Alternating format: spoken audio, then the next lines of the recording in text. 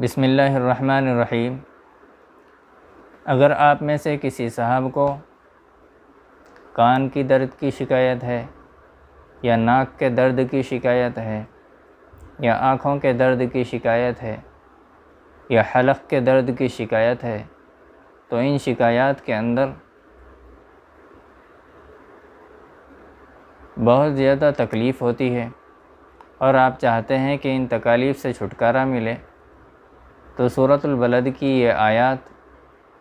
أَلَمْ نَجْعَلْ لَهُ عَيْنَيْن وَلِسَانًا وَشَفَتَيْن